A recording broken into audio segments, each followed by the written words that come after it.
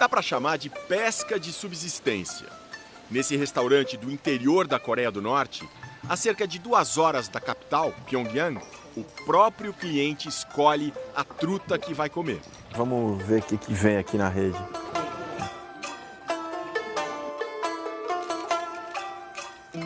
De volta à capital, as opções estão ficando mais variadas. Já existe até uma pizzaria, com pizzaiolas supostamente treinadas na Itália, além dos restaurantes de alto padrão, de culinária local, quase sempre vazios. Nossos guias nos levam a um desses. As fotos são genéricas e a descrição está só em coreano, então fica difícil. Como a gente tem nada menos que 3 guias, eles vão nos ajudar. Essa é a comida mais típica da Coreia, que é o kimchi. É a selga fermentada e apimentada. Pedi uma salada de lula. Tá realmente uma delícia. É um pouco doce e um pouco apimentado ao mesmo tempo. E também carne com especiarias, cogumelos grelhados. Os guias escolhem um clássico, o Pyongyang Naengmyeon, um macarrão frio com caldo de carne de boi, frango e porco, além de kimchi, pepino e até um pedacinho de pera. Mas nós, o motorista da van e os 3 guias, que não desgrudam da nossa equipe nem por um segundo, estamos nessa viagem numa bolha de fartura. E não é essa a situação da Coreia do Norte como um todo. Entre 1994 e 98, no governo de Kim Jong-il, o país enfrentou uma devastadora epidemia de fome. Uma conjunção de secas, enchentes e trapalhadas na gestão da agricultura, além do fim da ajuda que vinha da União Soviética, provocou algo entre 220 mil e 3 milhões e meio de mortes. Isso num país, na época, de 23 milhões de habitantes.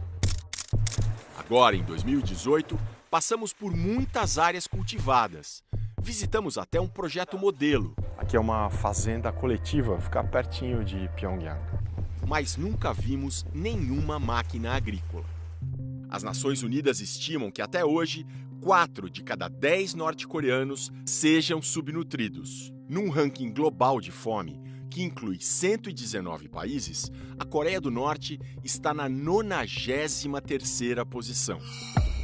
Mas nada disso aparece no lugar onde passamos a maior parte do tempo, a super limpa e organizada capital, Pyongyang, das impecáveis policiais de trânsito e de 2 milhões e meio de pessoas.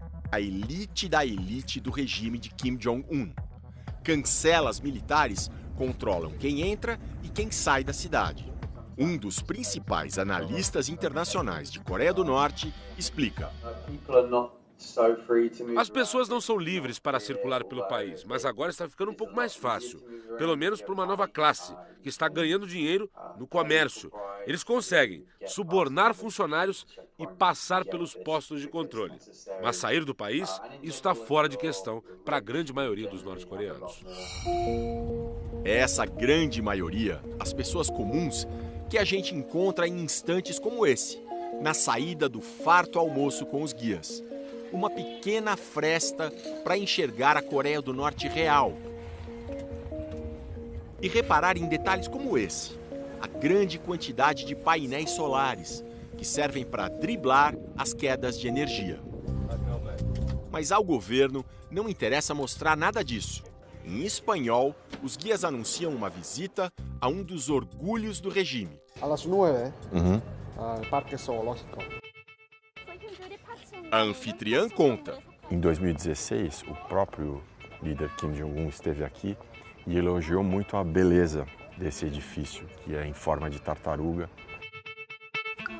De repente, um imprevisto. Uma tigresa tinha acabado de dar à luz. Mostramos a cena para uma veterinária. Borramos a imagem que está no ar porque poderia ser chocante. Mas a especialista analisou a filmagem original. Ela está lambendo um filhote, provavelmente recém-nascido, mas que aparentemente está sem vida. E ela não tem aonde se proteger, né? O certo seria o animal ter um recanto onde ele tivesse privacidade e vedar a visitação. Seria de se esperar de um zoológico de 40 anos atrás, né? Uma estrutura realmente muito ultrapassada. Nos dias seguintes, conhecemos uma faculdade de preparação de professoras.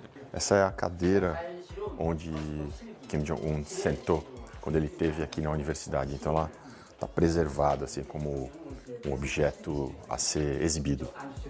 E também 2 fábricas modelo, organizadíssimas.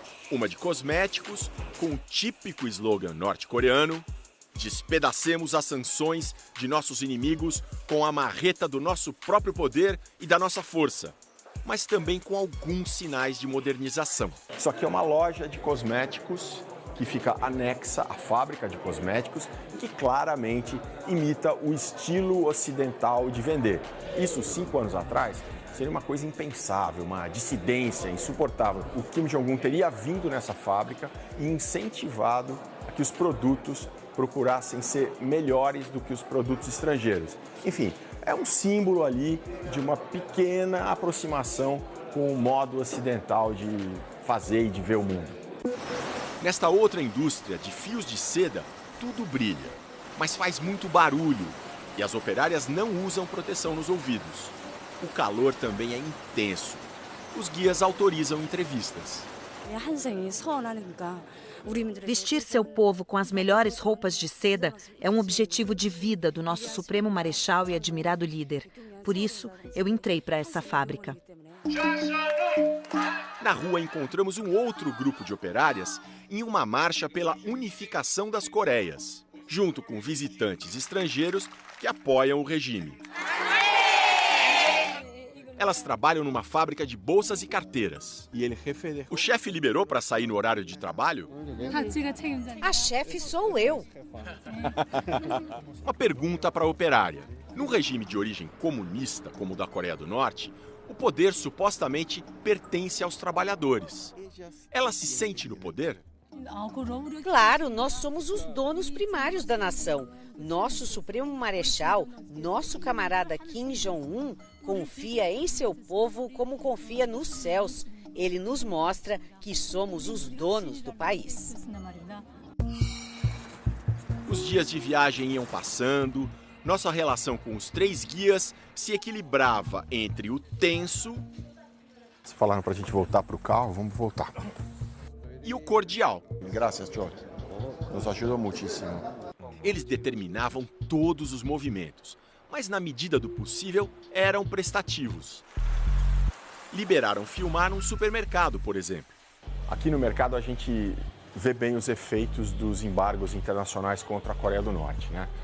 Os produtos são basicamente produtos chineses ou produzidos aqui, na Coreia do Norte. Tudo é muito barato. Pacotes enormes de biscoito custam o equivalente a 5 centavos de real. Mas é caro para o norte-coreano comum. Segundo as Nações Unidas, 70% da população dependem de rações distribuídas pelo governo. Por isso, nesse mercado, quase não se vê freguesia. Está passando agora uma cliente na frente, tem uma outra no caixa e praticamente mais ninguém. E um monte de funcionários. Os guias também se empenharam para atender 2 pedidos nossos fora do esquema de comboio com outros jornalistas. Primeiro, conhecer uma praia. Nós fomos para o Mar Amarelo, do lado oeste, entre a Coreia e a China. A praia tem acesso controlado e nos barraram. O chefe dos guias argumentava. Não queremos nadar, é só para fotografar. Mas sem chance. Partimos para uma outra praia, com bloqueio militar, mas que pelo menos estava aberta. Areia escura, sem banhistas, barcos de pesca bem simples. E 2 recém-casados tirando fotos. O noivo topou falar. Depois de 10 anos no exército, agora ele é bancário, usando o brochinho com imagens dos líderes. Obrigatório no país, ele diz o de sempre. Não há nada que eu espere para o futuro, apenas abraçar as instruções de nosso admirado Supremo Marechal. Fazendo assim, nossa felicidade e nosso futuro estarão garantidos. O pensamento único é mantido com mão pesada. Qualquer ato contrário ao regime é rigorosamente punido.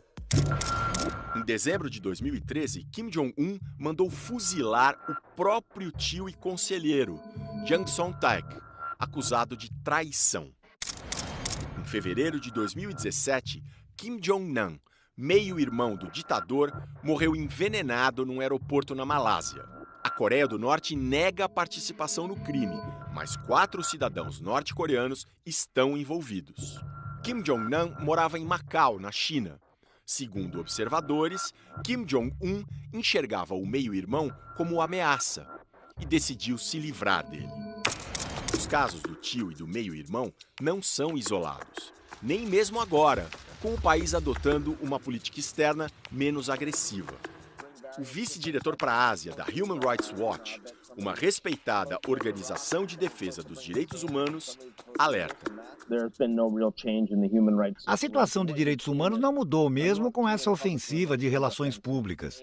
Os campos de presos políticos continuam lá, nas montanhas, onde mais de 100 mil pessoas são mantidas em condições horrendas. Nesses campos, uma outra entidade, a Anistia Internacional, relata mortes por inanição, estupros, infanticídios, torturas, trabalhos forçados e execuções.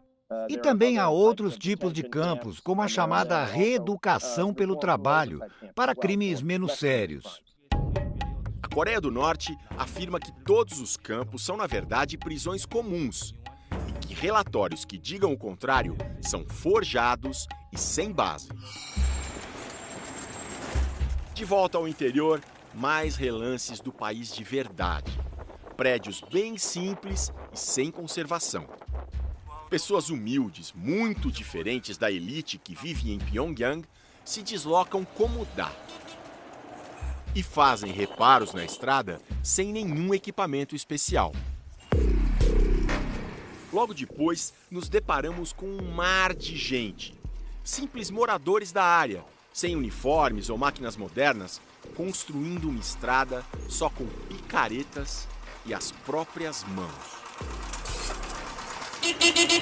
O motorista buzina sem parar para abrir caminho para sairmos dali. Mostramos as imagens para o dirigente da Human Rights Watch. Parece ser um projeto comunitário de trabalhos forçados, muito comum na Coreia do Norte. O governo obriga as pessoas a trabalhar em obras de infraestrutura.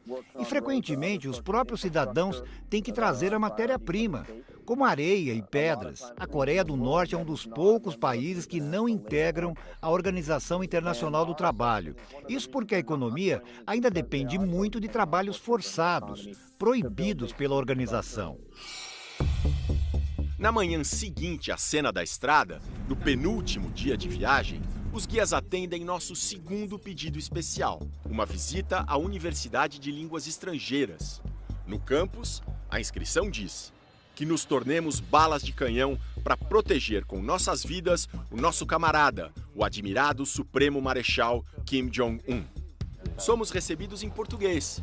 Nós visitaremos a Escola das Línguas Estrangeiras. Filho de diplomata, o Kun Song fez 2 anos de Direito Internacional na Universidade de Brasília. Eu gostei dos brasileiros porque os brasileiros eram, como eu diria, eram abertos. O pessoal gostava de ajudar. Sim, gostava de ajudar. No prédio ao lado, uma aula de língua portuguesa. Qual frase apresenta a opinião negativa e positiva?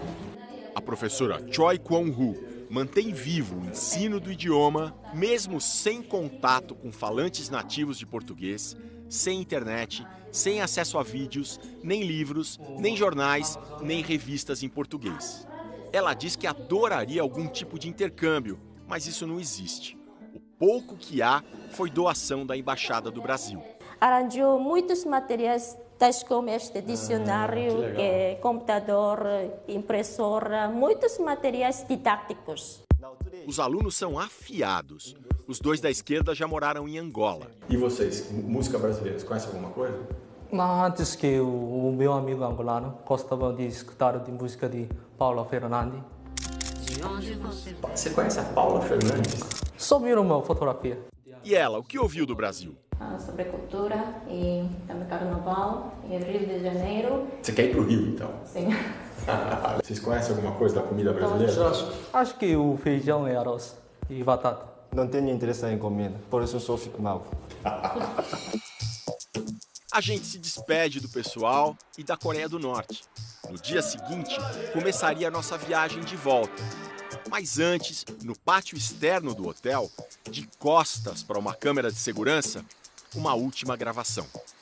E chega ao fim a nossa jornada de 11 dias pela Coreia do Norte. Aquilo que eles mais mostraram, a cidade de Pyongyang, impressionou pela limpeza, pela organização. Agora, Pyongyang representa o restante do país? Isso a gente conseguiu só pequenas brechas para saber. Fomos um pouco para o interior, paramos em algumas estradas, nós tentamos ao máximo descobrir qual é a verdade na Coreia do Norte. Mas aquilo que acontece numa janela, dentro daquele apartamento, com uma família de verdade, num país de verdade, isso, enquanto esse regime que está aqui continuar no poder, nós nunca saberemos.